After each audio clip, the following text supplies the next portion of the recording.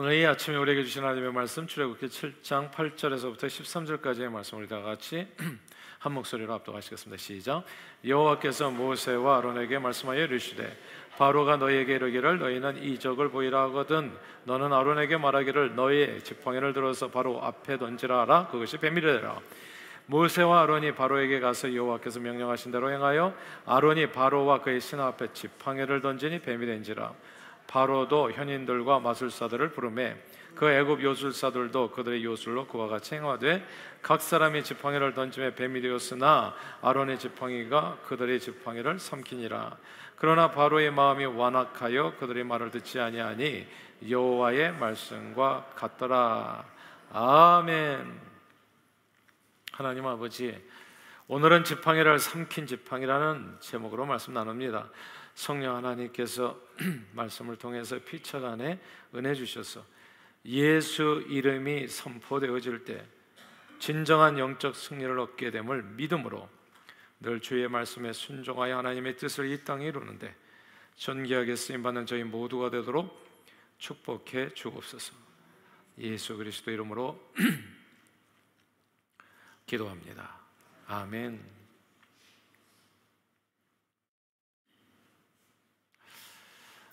며칠 전에 윤석열 전 대통령이 직권남용 등의 혐의로 서울구치소에 수감되셨습니다.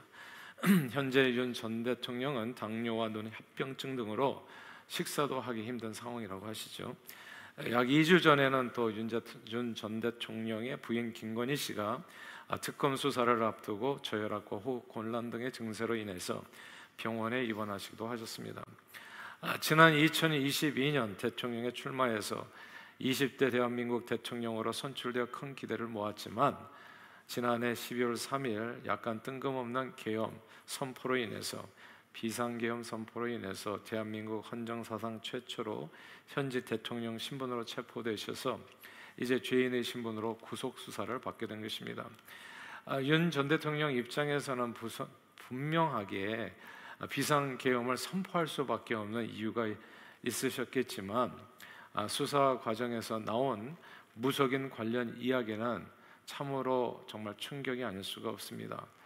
관련된 무속인들이 한둘이 아니었습니다. 윤석열 전 대통령 부부는 건진법사라는 승려, 지리산 도사, 천공이라고 하는 일자무식 자칭도인, 그리고 비상계엄 사태와 직접적인 관련이 있어 보이는 역술인을 가까이 했습니다. 사실 2021년 9월과 10월 대통령 선거가 한창이었을 때 대선 토론장에 나온 윤석열 후보의 손바닥에 쓰여진 왕자가 주목을 받았습니다. 혹시 무속인이 그려준 부적이 아니냐는 의혹이 있어서 논란이 있었죠. 왜냐하면 무속에서 손바닥에 왕자를 쓰는 것은 말을 잘 못하거나 자기가 가기 싫은 자리에 가야 할 때에 귀신들에게 좋은 기운을 받기 위한 것이라는 뜻으로 알려져 있기 때문입니다. 물론 당시에 그 왕자는 무속인이 아니라 윤석열 후보를 지지하는 나이 많으신 이웃 주민 중 한 사람이 적어준 글씨라고 해명하셨지만 모든 것이 약간 석연치 않았는데 이번 비상계엄 사태를 통해서 어쩌면 그 왕자를 새겨준 사람도 무속인일 수 있다는 합리적인 의심이 드는 겁니다. 검찰총장까지 하셨으니까 대한민국의 정말 엘리트 중에 엘리트가 아니겠습니까? 그리고 대통령까지 되셨으니 근데 그런 훌륭하신 분이 왜 무속인들을 옆에 두고 정치를 하시다가 대통령 자리에서 끌어내려지는 수치를 당하게 되었는지 참으로 생각하면 생각할수록 안타깝습니다. 그런데 무속인들을 옆에 두고 정치하는 사람이 사실 오늘날 대한민국에만 있었던 것은 아니거든요. 인류 역사를 돌아보면 정말 거의 모든 권력자들이 이런 사람들을 옆에 두고 있었다는 것을 보게 됩니다. 오늘 본문에 나오는 대표적인 사람 애국왕 바로가 그런 사람이었어요. 하나님께서는 바로에게 모세와 아론을 보내시면서 모세의 지팡이를 땅에 던져서 뱀이 되게 하는 하나님밖에 할 수 없는 이적을 행하여 하나님의 말씀을 전하라고 명하셨습니다. 고대 애굽인들은 어떤 신이 자기를 보냈다고 자기를 그렇게 소개하는 사람들은 기적적인 증거로서 자신들을 보낸 신의 능력을 증명해 보여야 한다고 생각했습니다. 그러니까 바로 왕을 만나서 내가 여호와께서 보냈다고 하면 뭔가를 보여주는 거야. 당신이 진짜 여호와께서 보내서 그 신에 대해서 설명해 봐라. 이제 그런 내용에서 뭔가 이적을 보여줘야 되는 거예요. 그러므로 모세와 아론은 바로를 만나자마자 하나님께서 말씀하신 대로 지팡이를 던져서 그 앞에서 이제 뱀이 되게 한 것입니다. 지팡이로 뱀을 만드는 것은 그 어떤 인간도 할 수 없는 이적입니다. 아론이 던진 지팡이는 나무를 잘라서 만드는 양치는 도구인 거거든요. 이 나무를 딱 잘라내었기 때문에 그 지팡이 안에는 생명이 없는 것입니다. 그렇죠? 생명이 없죠. 죽은 나무가 살아있는 나무가 되는 것은 절대로 불가능한 일입니다. 다시 땅에다 심든지 물을 주든지 한다면 또 무슨 다를 수 있는 무슨 현상이 생기겠지만, 그냥 이게 굳어버린 나무 토막을 가져가 다시 그게 저절로 살아난다는 것은 갑자기 그렇게 이거는 있을 수가 없는 일입니다. 게다가 거기서 한 단계 더 높여서 죽은 식물인 지팡이가 살아있는 동물인 뱀이 된다는 것은 이건 종이 발라지는 거잖아요. 죽었다 살아나는 것도 대단한 일인데 그게 식물이 동물이 된다는 것은 이게 말이 되냐고요.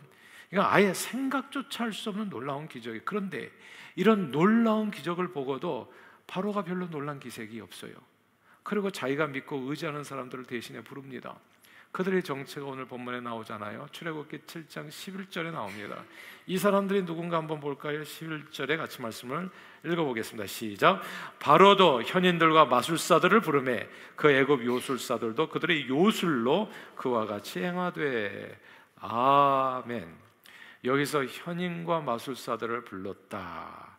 이 구절을 주목해야 됩니다. 현인들, wise man 이렇게 영어로는 번역되어 있는데, wise man, 지혜로운 사람이라는 뜻이라기보다는, 막연히 그냥 머리가 똑똑한 사람이라기보다는 옛날에 이 wise man은 동방 박사들 얘기하는 거예요.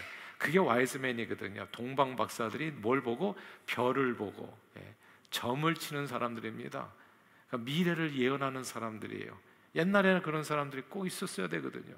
이 전쟁에서 이길 것인가 말 것인가, 내가 이 백성들을 어떻게 지도해야 되는가, 이렇게 미래를 갖다 이렇게 하십시오 저렇게 하십시오. 와이즈맨이 진짜 현자들이라고 얘기하죠. 그래서 이 세상을 이렇게 전체적으로 관조해 볼 수 있는 점성술, 행정학, 지리학 모든 학문에 능하고 폭넓은 식경을 구비한 자들로서 언제든 왕의 자문에 응하는 일을 맡아보는, 오늘날로 말하자면 미래를 점치는 데 유능한 역술 같은 그런 사람들이었다는 겁니다. 그리고 마술사들은 애굽의 태양신인 라를 섬기는 남자 제사장들로서 이들은 실제 주문을 외워서 마법을 행하기도 하는 이제 무당 같은 사람들의 요술사들이죠. 말하자면 magicians. 그러니까 마술을 보일 수 있는, 그러니까 사람의 능력으로는 좀 이렇게 하기가 어려운 그런 놀라운 일들을 벌이는 사람이 이 마술사들이었던 거예요. 바로는 모세와 아론을 만나기 전까지 이 역술인들과 무속인들을 통해서 손바닥에 자기 왕자를 새겼을까요? 애굽을 다스리는 왕이 되는데 아마 이 사람들의 도움이 매우 컸었던 걸로 보입니다. 그래서 나라의 중대사가 벌어지면 늘 이들을 불러다가 이제 조언을 듣고 행하는 거죠. 내가 이들을 어떻게 해야 되겠습니까? 한번 도사님 무슨 아이디어를 주시지요. 법사님 이런 사람들이었던 거예요. 모세와 아론이 이스라엘 백성들을 애굽에서 내보내달라고 요청했을 때 이게 정말 보통 일이 아니잖아요. 그러니까 바로는 어김없이 자기가 가장 믿고 따르고 자기 나라를 세우는데 정말 아주 큰 공을 세웠던 이 현인들과 이 법사들을 다 데리고 와가지고 그래서 그들에게 물어보는 겁니다. 그리고 바로의 마술사들은요 정말 바로를 실망시키지 않아요. 모세와 아론이 지팡이를 던져 뱀이 되게 하니까 자기들도 또 지팡이를 던져, 그래서 또 뱀이 되게 했어요. 그러니까 바로의 사람들도 정말 그럴듯하게 하나님의 능력을 흉내냈는데, 오늘 성경은 그들의 한 것은 진짜 능력이 아니라 요술이라고 얘기합니다. 요술로, 그들의 요술, 수리수리 마술이 이 요술로 이런 일을 벌였다는, 능력을 흉내냈다는 거예요. 근데 여기까지. 그 다음에 놀라운 일이 벌어지잖아요. 바로 이어지는 출애굽기 12절 말씀입니다. 12절 한번 같이 읽어볼까요? 시작. 각 사람이 지팡이를 던지며 뱀이 되었으나 아론이 지팡이가 그들의 지팡이를 삼키니라. 아멘. 여기서 아론의 지팡이가 그들의 지팡이를 삼키니라, 이거 되게 우스운 얘기예요. 엄청 우스워요. 지팡이가 지팡이를 먹을 수 있습니까, 여러분? 근데 지팡이가 지팡이를 먹는 또 기적이 일어나요. 기적 위에 기적이. 지팡이가 지팡이를 삼키는 정말 어마어마한 일이 벌어진 겁니다. 사실 지팡이가 뱀이 되는 요술은 고대 이 애굽에서 흔히 성행했던 마술의 일종이었습니다. 뱀에게 뭘 어떻게 하냐면 뱀에게 최면을 거는 거예요. 코브라에게 최면을 거면 이 코브라가 이제 최면을 거는 기술이 이게 대단한 기술이죠. 그러니까 요술인 거예요. 그러니까 그 정도 할 수 있는 사람이 없죠. 뱀에게 어떻게 최면을 겁니까? 근데 하여튼 뱀에게 수리수리 마술에 최면을 거는 거예요. 그럼 얘가 뻣뻣해지는 거예요. 그래서 얘를 들고 다니면 멀리서 보면 완전 지팡이처럼 보이는 거예요. 그러고 이제 탁 던지면 이제 뱀이 되는 거죠. 수리수리 마술이. 그런데 아론의 지팡이는 뱀에게 최면을 걸어서 지팡이처럼 뻣뻣하게 만든 뱀이 아니었습니다. 완전한 나무 토막이 뱀이 된 것이요. 더욱더 놀라운 사실은 그 뱀이 바로의 마술사들이 던진 그 지팡이 뱀들을 다 먹어치워버린 것입니다. 그리고 다시 나무 토막이 돼버린 거예요. 그 바로의 지팡이들, 마술사들 지팡이들은 이제 다 잃어버린 거예요. 그럼 지팡이 하나에 얼마나 비싸요? 근데 다 없어져 버려서 그 뱀이 다 먹어버렸어. 그 지팡이가 하나. 그냥 수십 개가 됐을까? 근데 그게 하나로 그냥 끝나버렸어요. 무생물이 생물이 되어 다른 생물들을 다 먹어치운 후에 다시 무생물 나무토막이 된 것입니다. 이건 뱀에게 최면을 걸어서 멀리서 보면 지팡이처럼 보이게 했다가 최면을 풀어서 뱀이 되게 만드는 식의 눈속임에 불과한 요술이 아닙니다. 그리고 지팡이가 지팡이를 먹어치웠다는 것은 그 어떤 인간도 흉내낼 수 없는 오직 창조주 하나님의 능력입니다. 그러므로 모세의 지팡이가 바로의 지팡이들을 다 먹어치웠다는 것은 그 누구도 그 무엇도 하나님 앞에 설 수 없다는 것, 오직 하나님만이 만왕의 왕이요 만주의 주라고 하는 선포하는 이 승리의 메시지인 겁니다. 성경시대의 보통 지팡이는요, 목자의 도구, 양치는 목자의 도구이기도 했지만 권위와 능력의 상징이기도 했습니다. 모세와 아론은 모든 나이 많아 늙고 말도 못하는 그런 연약한 사람들이었어요. 그러나 그들의 손에서 하나님의 권위와 능력을 상징하는 이 지팡이가 땅에 던져졌을 때 땅에 있는 모든 세상 권세와 능력은 다 잡아먹혀서 사라져버린 겁니다. 사랑하는 여러분, 바로 이런 현상이 예수 이름이 선포될 때 벌어지는 일입니다. 예수라는 이름의 지팡이가 땅에 던져져서 선포되어질 때 이 땅에서 역사하는 어둠과 저주와 사망의 권세는 모두 다 힘을 잃고 그 이름 앞에 모조리 다 잡아먹히게 됩니다. 실제로 예수님이 이 땅에 오셨을 때 그런 일이 있었어요. 예수라고 하는 이름의 지팡이가 하늘에서 이 땅으로 떨어졌을 때 그 예수를 만난 병든 자들은 이 병마가 다 예수 이름 앞에 굴복해서 잡아먹혀서 다 나음을 받게 됐고, 귀신들이 쫓겨났으며 가난이 물러나 배고픈 자는 양식을 얻었고, 절망에 사로잡힌 자 소망 찾았고, 사망에 갇힌 자는 해방을 받았고, 죄로 인해서 지옥에 갈 사람들은 모두 다 죄 씻음의 확신 가운데 예수 이름으로 천국에 들어갔습니다. 심지어 십자가에 달린 강도도 맨 마지막 순간에 구원받았습니다. 그리고 누구든지 예수의 이름을 부르는 자는 구원을 얻는다고, 예수님의 제자들을 통해서 예수님의 이름이 선포돼서 땅에 떨어졌을 때 땅에 떨어진 그 모든 장소가 다 변했다는 거 아십니까? 예루살렘이 사마리아와 온 유다와 땅끝이 변해가기 시작했던 겁니다. 죄로 역사하는 모든 사단 마귀의 귀신들의 세력은 예수의 이름 안에서 다 잡아먹혀버리고, 예수 이름을 부르는 자들의 삶에는 하나님밖에 주실 수 없는 놀라운 자유와 치유와 평강과 소망과 생명과 축복이 넘치게 됐습니다. 그러므로 사랑하는 여러분, 하나님께서는 예수 믿는 저와 여러분들이 우리 손에 들려있는 이 하나님의 지팡이를 이 땅에 던지기를 원하세요. 던지는 저와 여러분들이 다 되시기를 주님 이름으로 축원합니다. 예수 이름은 뒀다 어디다 쓰겠어요? 예수 이름을 자주 사용하셔야 돼요. 자주 입에 올리셔야 돼요. 근데 우리는 자꾸 쓸데없는 안 좋은 얘기를 많이 하잖아요. 이게 예수 이름을 지팡이가 능력이 있는 거예요. 아론, 모세 다 늙은이들이에요. 얘기해봐야 아무 소용이 없어요. 우리가 왜 자꾸 화가 나냐면 인생을 살아가면서 아무 쓸데없는 얘기를 하는데 힘이 빠져. 네 얘기 내 얘기가 아무 의미가 없어요. 삶 하나도 안 변해요. 근데 언제 변하냐? 예수 이름이 선포되어질 때, 그게 지팡이가 땅에 떨어질 때 역사한다니까요. 그러면 변하는 거예요. 세상이 변하는 거예요.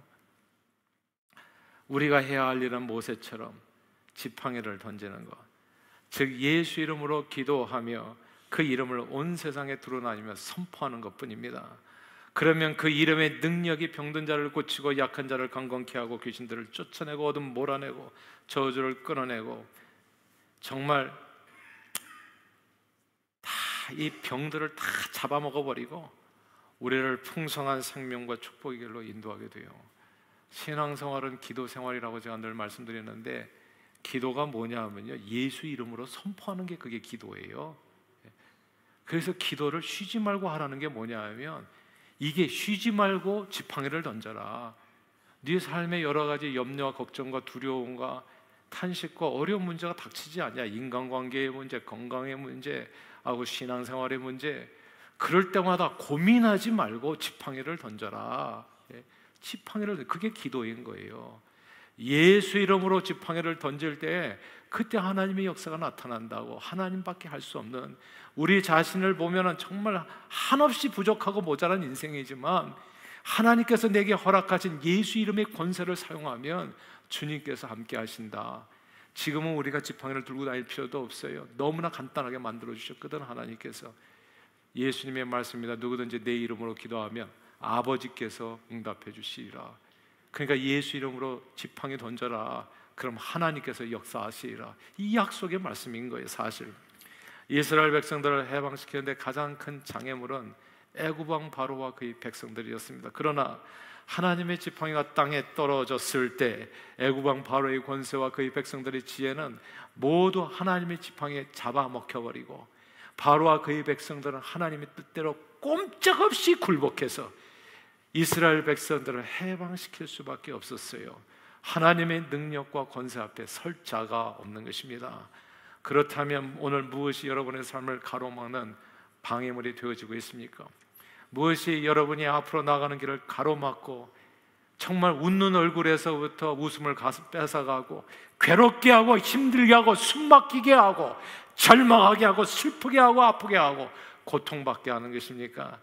하나님께서는 저와 여러분들이 우리를 힘들게 하고 방해하는 그 모든 어둠의 권세 앞에 예수 이름의 지팡이를 쾅 하고 던지라고 명하시는 겁니다.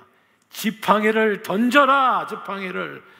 사랑하는 여러분, 예수 이름으로 기도하고 선포하며 나아가면 승리는 저와 여러분이 것인 것을 믿습니다. 우리 믿으시면 모두 크게 아멘 하십시다.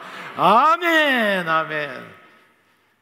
아멘 하면 역사하는 거예요. 그러므로 모든 일에 아무것도 염려하지 말고 늘 예수 이름으로 드리는 기도와 간구로, 그리고 늘 때를 얻든지 못 얻든지 예수 이름을 선포하여 우리 앞길을 가로막는 모든 사단마귀의 권세를 깨쳐버리고 범사의 예수 이름으로 승리하여 주님밖에 주실 수 없는 놀라운 축복을 풍성히 누리며 수많은 영혼을 구원하는 데 존귀하게 쓰임받는 저와 여러분들이 다 되시기를 주 이름으로 축원합니다. 할렐루야. 그런데 이 모세의 지팡이가 애굽 마술사들의 지팡이를 다 먹어 치워버린 일도 참 놀랍잖아요. 근데 더욱 놀라운 일이 그 다음에 일어나요. 그 다음에 어떤 일이 벌어지는지 13절을 읽겠습니다. 13절 읽어볼까요? 시작. 그러나 바로의 마음이 완악하여 그들의 말을 듣지 아니하니 여호와의 말씀과 같더라. 아멘. 이건 진짜 놀라운 말이에요. 바로가 마음이 완악해져서 하나님의 말씀을 듣지 않았대요. 지팡이가 지팡이를 먹어치우는, 애굽의 그 어떤 술사들도 할 수 없는, 하나님밖에 할 수 없는 그 놀라운 일을 눈앞에서 목격하고도, 이건 요술이 아니거든요. 이건 놀라운 하나님의 능력이거든요. 이거 봤어요. 보고도 하나님을 믿지 않아. 바로는 마음을 강팍하게 하여 끝까지 자기의 능력과 권세를 믿고 자기 주변 현인들과 마술사들을 의지했어요. 끝까지 고집스럽게 자기 생각을 꺾지 아니하고 할 말 다 하고 자기 생각하고 싶은 대로 살고, 나는 이대로 살래요, 그렇게 나가고, 하나님께서 하신 일들을 두 눈으로 똑똑히 보고도 믿지 않으니까 이것이야말로 참으로 놀라운 일이 아닐 수 없어요. 그러나 하나님의 능력과 권세를 목격하고도 믿지 않았던 이 강팍한 애국왕 바로는 정말 철저하게 망하게 됩니다. 이게 결국은 어떻게 되냐면, 제가 보니까 하나님의 말씀을 믿지 않고 순복하지 않고 따르지 않잖아요. 그럼 그냥 괜찮은 게 아니에요. 우리는 뭐 그래도 괜찮겠지, 자기 생각이에요. 생명의 길을 걷지 않으면 무슨 도대체 어떤 길을 걷는 겁니까? 그러면 생명의 길을 걷지 않으면 뭐 그래도 사는 길이 있다고 생각하세요? 그런 게 아니에요. 이게 성경에 그냥 이래도 되고 저래도 되는 책으로 기록된 게 아니거든요. 반드시 살 수 있는 길로 이렇게 기록된 거거든요. 근데 안 따라가면 어떻게 되겠어요? 보고도 안 믿어. 그러고 보지도 않아. 그러고 보고도 또 따라가지도 않아.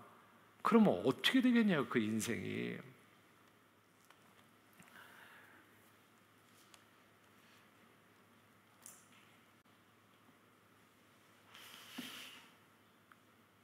철저하게 망하게 돼요. 하나님께서 보내신 10가지 재앙을 다 받아요. 그거 받을 필요가 없거든요. 근데 one after the other, 하나씩 하나씩. 그리고 후계자에겐 아들까지 죽고, 이스라엘 백성들을 쫓아가다가 자기 군사들을 거의 다 홍해에서 잃어버려서 완전히 망합니다. 전능하신 하나님의 능력을 보고도 믿지 않는 자의 최후는 바로 왕과 똑같아진다는 교훈을 주시기 위해서 오늘 이 기록이 되어져 있는 거예요. 성경은 교훈과 책망과 바르게 함과 의로우게 유익하다. 그러므로 성경은 오늘날 너희가 그의 음성을 듣거든 마음을 강팍하게 하지 말라 경고했습니다. 저는 많은 기독교인들이 윤석열 대통령을 지지하는 것을 보고, 저는 윤 대통령이 기독교인 줄 알았어요.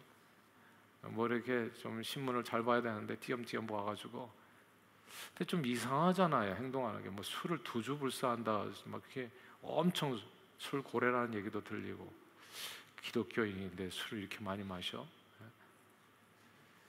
어릴 때 잠시 개신교회를 다녔고 젊을 때 성당에서 세례명도 받았다고 하지만, 그냥 말술 드시는 거 보면 이게 뭐 신실한 개신교일 수는 없죠. 그러나 교회를 잠시라도 교회를 다녔다는 것으로 판단해 볼 때 그분은 그래도 하나님이 어떤 분이신가는 어느 정도는 조금이라도 알지 않았을까, 아는 분이 아니었을까 생각해 봐요. 그런데 하나님이 어떤 분인지 알면서도 마음을 강팍하게 하여 하나님의 말씀에 순종하는 대신에 애굽의 현인들과 마술사와 같은 역술가와 무속인들에게 마음을 빼앗겨 의지하고 그렇게 삶을 살고 정치를 했으니 결과가 좋을 리가 있겠어요. 구약 성경의 사울왕은 어느 정도 하나님을 아는 왕이었습니다. 하나님의 선지자인 사무엘에게 기름 부음 받아서 왕이 되었거든요, 오직 하나님의 은혜로. 그런데 그는 왕이 된 후에 사람이 변했습니다. 어쩌면 그 전부터 그런 사람이 아니었을지 몰라요.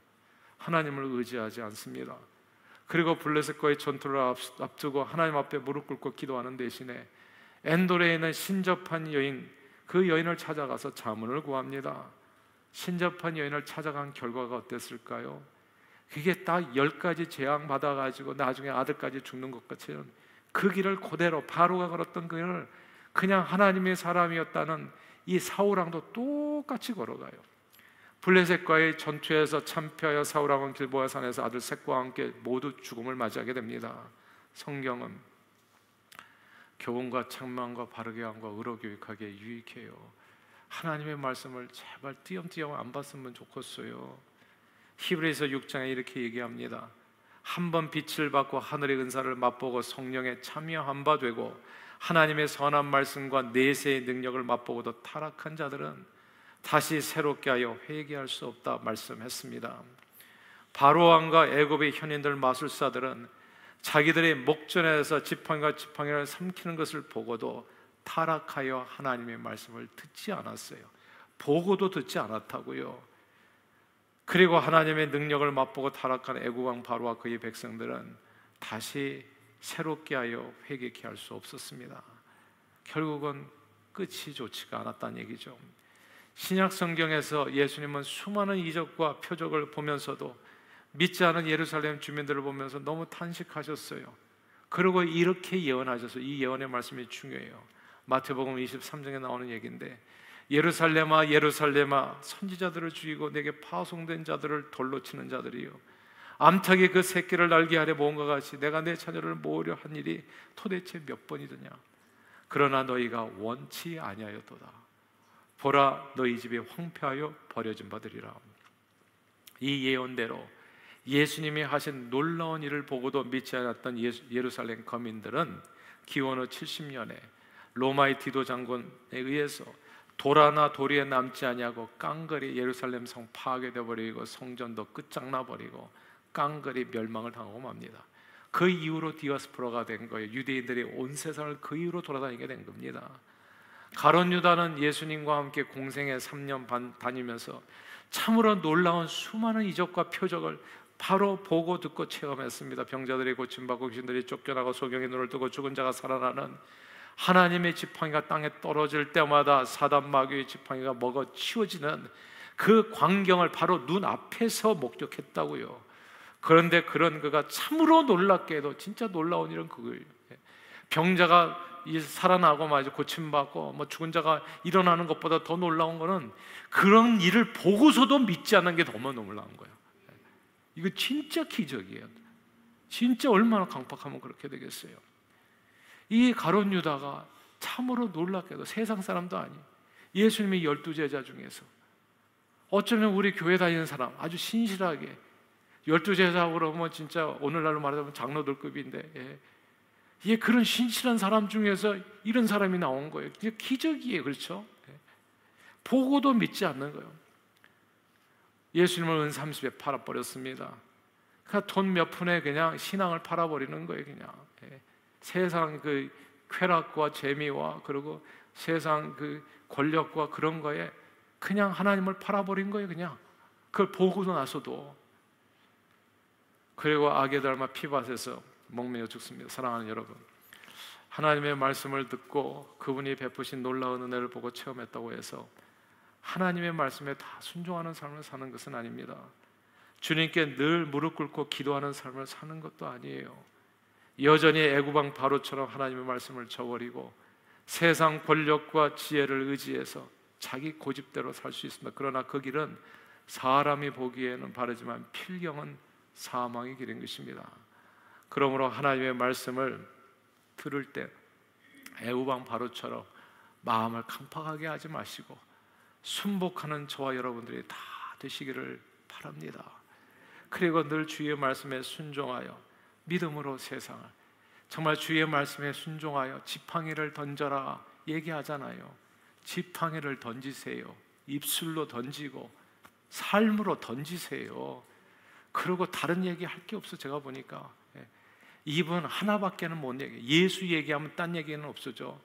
근데 예수 얘기하지 않으면 온갖 얘기가 다 풍성해져. 온갖 얘기, 해결할 수 없는 얘기. 결국은 서로 이렇게 서로 갈라지고 싸우고 다투고 뭉거지고 다 끝장나는 얘기. 얘기하면 할수록 시험이 되는 얘기들. 이거밖에는 없어. 근데 왜 이걸 안 던지는지 몰라요. 예수 이름을 왜 선포하지 않는지. 이걸 선포하는 순간 달라진다니까요. 그때 달라져요. 하나님의 역사하신다고요. 내가 해결할 수 없는 문제를 하나님이 커렉션 해줘요.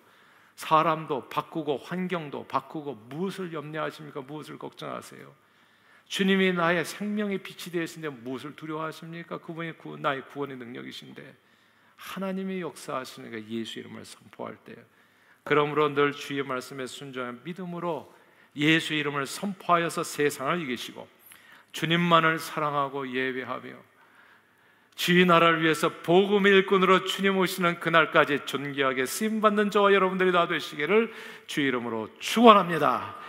하나님 아버지, 늘 예수 이름으로 드리는 기도로 모든 어둠 사망 권세를 이기고 주님 주시는 참된 평안과 생명과 축복을 범사에 풍성히 누리며 말씀에 순복하여 주의 나라를 위해 복음의 일꾼으로 주님 오시는 날까지 존귀하게 쓰임받는 저희 모두가 되도록 성령 충만으로 함께해 주시옵소서.